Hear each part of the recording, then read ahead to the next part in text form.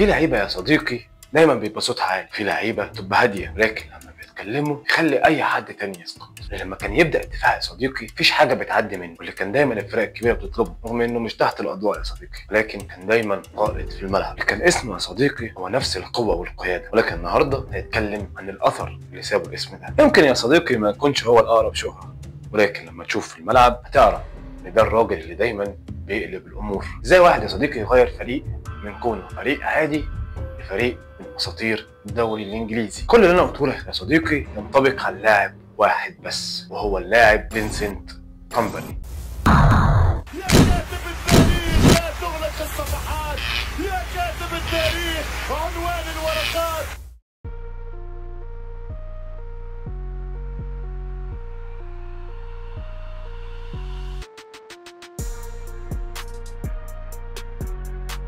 اتولد فينسنت يا صديقي في سنة 86 في بلجيكا في مدينة أندرلخت. من هو صغير يا صديقي كان عنده حلم واحد بس، إن هو يكون بطل. البطل ده مش هيكون في حاجة تانية غير الكورة. بدأ يا صديقي في أكاديمية أندرلخت وهو عنده 17 سنة بس.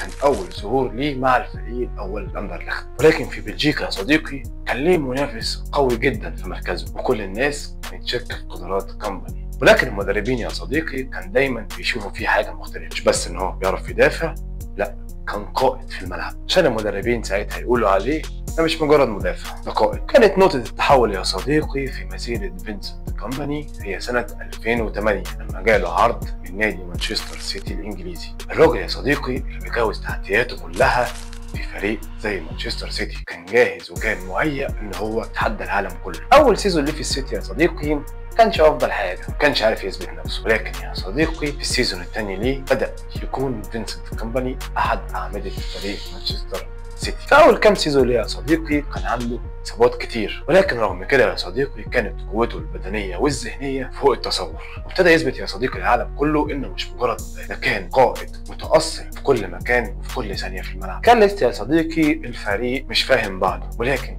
كان دايما فينسنت كومباني كل ماتش بيقدم عظمه في الدفاع، وكان كل موسم يا صديقي فينسنت كومباني يثبت نفسه اكتر واكتر. ولكن اللحظه الفاصله في تاريخ مانشستر سيتي هي كانت سنه 2012، نهايه موسم دراماتيكيه ضد كوينز بارك رينجرز.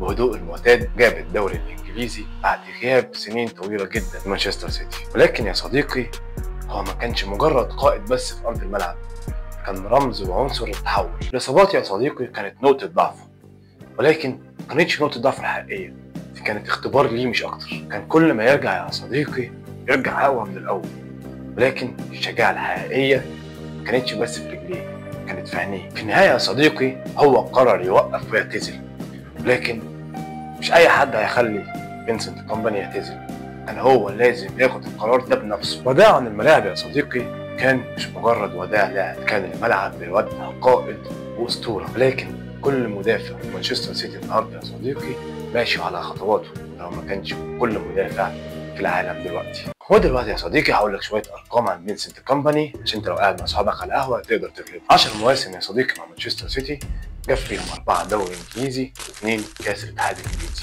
فينسنت كومباني يا صديقي لعب مع مانشستر سيتي اكتر من 250 مباراه رسميه. دلوقتي يا صديقي السؤال ليك، هل فينسنت كومباني بالنسبه لك من احسن 10 مدافعين في التاريخ؟ طيب هل السيتي من غير كومباني كانت ممكن توصل لكم النجاحات اللي وصلت لها لغايه دلوقتي؟ استنى رايك يا صديقي في الكومنت. اوقات البطل يا صديقي مش بيحتاج يقول كتير، وجوده بس على ارض الملعب هو كفايه عشان العالم كله يعرف هو مين. فينسنت كومباني يا صديقي مش بس اسطوره، كان قائد بيلهم الجيل كله. لو عجبتك الحلقه يا صديقي ما تنساش تعمل لايك وشير وسبسكرايب وكومنت وشير وتشوف الحلقات اللي فاتت والحلقات اللي جايه وكل ده يا صديقي، واي حاجه منك حلوه ان شاء الله استناك في الحلقه الجايه. ما تنساش صلي على النبي.